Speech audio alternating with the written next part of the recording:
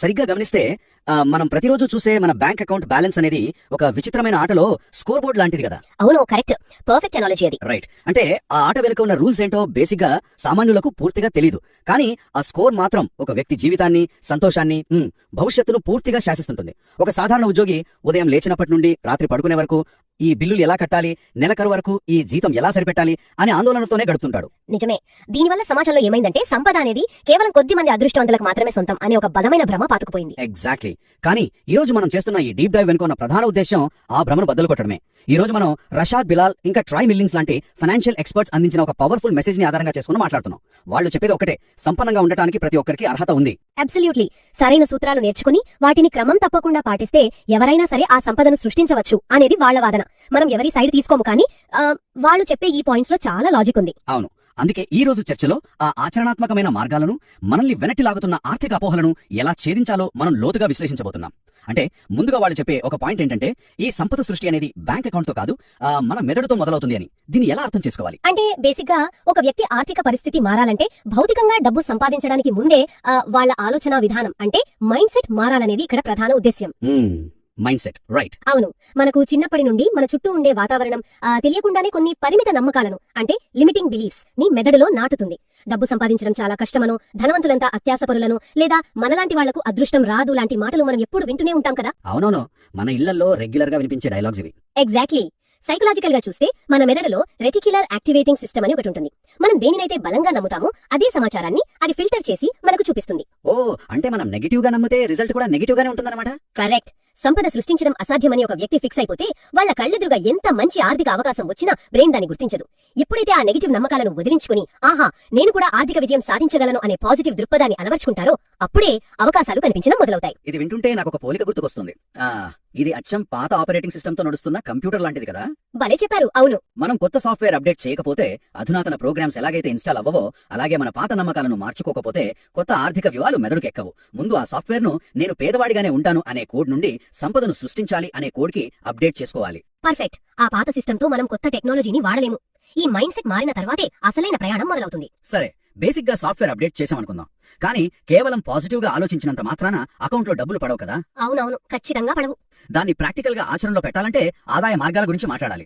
మనం ఇక్కడ multiple income streams గురించి మాట్లాడుకోవాలి కదా. రైట్. చాలా మంది ఆర్థిక ఇబ్బందుల్లో కూరుకుపోవడానికి అతి పెద్ద కారణం కేవలం ఒకే ఒక ఆదాయ వనరుపై ఆధారపడటం. అంటే వస్తే ఆ ఒక్క నెల జీతం మాత్రమే రావాలి, ఆ ఉద్యోగం పోతే ఇక అంతే సంగతులు. ఎగ్జాక్ట్లీ.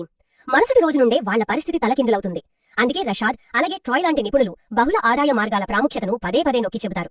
ప్రాథమిక ఆదాయంతో పాటు పెట్టుబడులు, సైడ్ బిజినెస్, రియల్ ఎస్టేట్ లాంటి వాటి ద్వారా అదనపు ఆదాయం సృష్టించుకోవాలి. వినడానికి చాలా బాగుంది, కానీ ఇక్కడ ఒక చిన్న ప్రాక్టికల్ ప్రాబ్లం ఉంది. ఏంటది? అసలు రోజుకు 8-10 గంటలు ఒక ఉద్యోగం చేసి ఆ ట్రాఫిక్ లో పడి ఇంటికొచ్చే ఒక సగటు వ్యక్తికి శారీరకంగా గానీ మానసికంగా గానీ ఇంకో ఆదాయ మార్గం గురించి ఆలోచించే ఓపిక ఎక్కడుంటుంది? బహుళ ఆదాయ మార్గాలంటే రోజుకు 2-3 ఉద్యోగాలు చేయలేరు కదా. నిజమే. చాలా మంచి ప్రశ్న ఇది. బహుళ ఆదాయ మార్గాలు అనగానే రోజుకు 18 గంటలు కష్టపడాలని కాదు. ఇక్కడ అసలు సీక్రెట్ ఏంటంటే ఆర్థిక నిర్వహణ అంటే మనీ మేనేజ్మెంట్. మనకు వచ్చే ఆ ఒకే ఒక ఆదాయాన్ని మనం ఎలా వాడుతున్నాం అనేదే మన ఫ్యూచర్ ని డిసైడ్ చేస్తుంది. ఓ, అంటే ఉన్నదాన్ని ఎలా మేనేజ్ చేస్తాం అనేది పాయింట్ అంటారా? అవును. జనరల్ గా సమాజంలో ఏం జరుగుతుందంటే ఆదాయం పెరిగే కొద్దీ ఖర్చులు కూడా పెంచుకుంటూ పోతుంటారు. దీన్నే వాళ్ళు లైఫ్ స్టైల్ ఇన్ఫ్లేషన్ అంటారు. రైట్. Life style inflation. జీతం పెరిగితే బ్రాండ్స్ మారుతాయి. అబ్సల్యూట్లీ. ఒక వ్యక్తికి 10,000 జీతం ఉన్నప్పుడు ఎలా బతుకుతాదో, ₹1,00,000 రాగానే బ్రాండెడ్ బట్టలు, పెద్ద కారు, ఖరీదైన ఫోన్లంటూ లైఫ్ స్టైల్ ని పెంచుకుంటూ పోతాడు. దీనివల్ల జీతం 1,00,000కు చేరిన ఖర్చులు కూడా 1,00,000కు చేరుకుంటాయి. వాళ్ళు ఎప్పటికీ సంపన్నులు కాలేరు. మరి దీనికి సొల్యూషన్ ఏంటి? ముందుగా చేయాల్సింది ఖర్చు పెట్టి మిగిలింది దాచుకోవడం కాదు. ఖర్చుకు ముందే సేవింగ్స్ లేదా పెట్టుబడులకు ప్రాధాన్యత ఇవ్వాలి. దీన్నే పే యువర్ సెల్ఫ్ ఫస్ట్ అనే సూత్రం అంటారు. కానీ అసలు వస్తున్న జీతం ఇంటి అద్దెలు, కరెంటు బిల్లులు, పిల్లల ఫీజులకే సరిపోనప్పుడు ఇక పెట్టుబడికి డబ్బులు ఎప్పటి నుండి వస్తాయి? దాచుకోవడానికి ఏమీ మిగలదు కదా చాలా మందికి. ఇది చాలా మంది ఫేస్ చేసే రియాలిటీనే. అందుకే వీళ్ళు తమ ఖర్చులను ఒకసారి పూర్తిగా ఆడిట్ చేసుకోవాలని చెప్తారు. ఏవి నిజమైన అవసరాలు, ఏవి కేవలం కోరికలు అని వేరు చేసి చూడాలి. అంటే నెట్ఫ్లిక్స్ సబ్స్క్రిప్షన్స్, బయట తినడాలు లాంటివి అంటారా? ఎగ్జాక్ట్లీ. మనం వాడని సబ్స్క్రిప్షన్లు, అనవసరమైన ఆన్లైన్ ఆర్డర్లు, వీకెండ్ ఖర్చులు, ఇలాంటి చిన్న చిన్న లీకేజీలను ఆపితే కనీసం ఒక 10% సొమ్మైనా మిగులుతుంది కదా. అవును, కరెక్ట్ గా ప్లాన్ చేస్తే మిగులుతుంది. ఆ మిగిలిన దాన్ని కేవలం బ్యాంక్ లో వదిలేయకూడదు. ద్రవ్యోల్బణం అదే ఇన్ఫ్లేషన్ వల్ల ప్రతి ఏడాది ఆ డబ్బు విలువ పడిపోతుంది. అందుకే దాన్ని పనిలో పెట్టాలి. ఒక ఇండెక్స్ ఫండ్ లోనో లేదా ఒక కొత్త స్కిల్ నేర్చుకోవడానికో పెట్టుబడిగా పెట్టాలి. అప్పుడే మనం నిద్రపోతున్నప్పుడు కూడా మన డబ్బు మన కోసం పనిచేస్తుంది. భలే చెప్పారు. అంటే డబ్బు సంపాదించడం ఒక ఎత్తు అయితే, ఆ సంపాదించిన ఆ డబ్బును ఎలా పెంచాలో తెలుసుకోవడం ఇంకో ఎత్తు.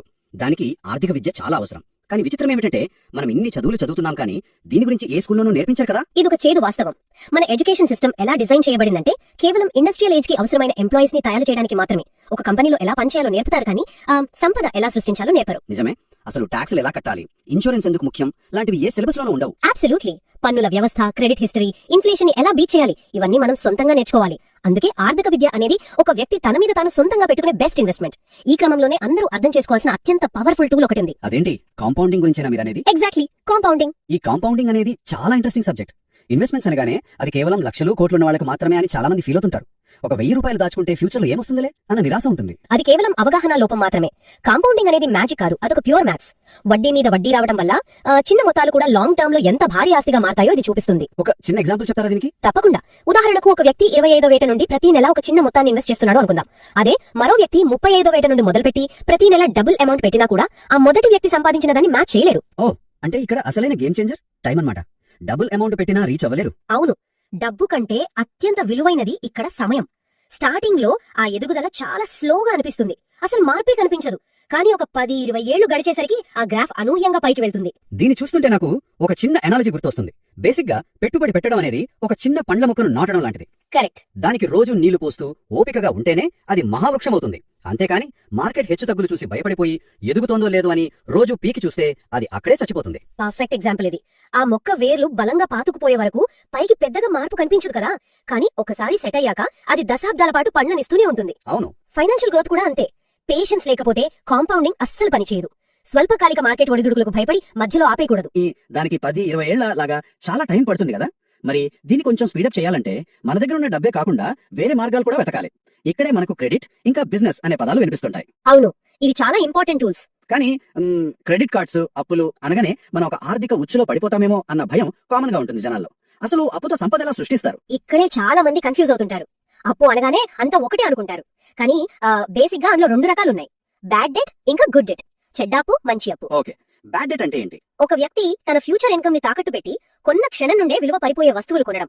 అంటే క్రెడిట్ కార్డ్ తో ఖరీదైన ఫోన్లు, పెద్ద పెద్ద టీవీలు, అవసరానికి మించిన లగ్జరీ కార్లు కొనడం అనేది ఖచ్చితంగా చెడ్డప్పు. అవును, ఇది నిజంగానే ఒక ట్రాప్.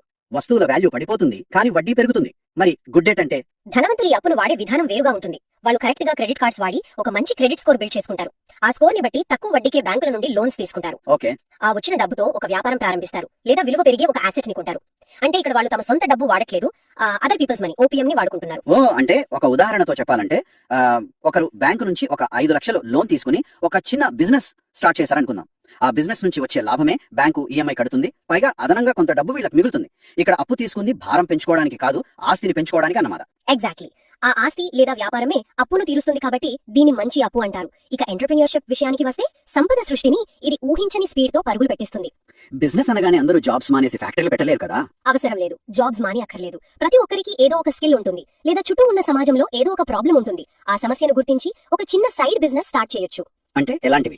రషాద్ ఇంకా ట్రాయ్ తరచుగా చెప్తుంటారు కదా, వెండింగ్ మెషిన్స్ పెట్టడం లేదా బ్రోకరేజ్ లేకుండా డైరెక్ట్ గా చేసే రియల్ ఎస్టేట్ డీల్స్ లాంటివి. ఇలా చిన్న స్థాయిలో మొదలుపెట్టి ఒక సిస్టమ్ క్రియేట్ చేస్తే ఆ తర్వాత మనం అక్కడ లేకపోయినా ఆ వ్యాపారం నడుస్తూనే ఉంటుంది.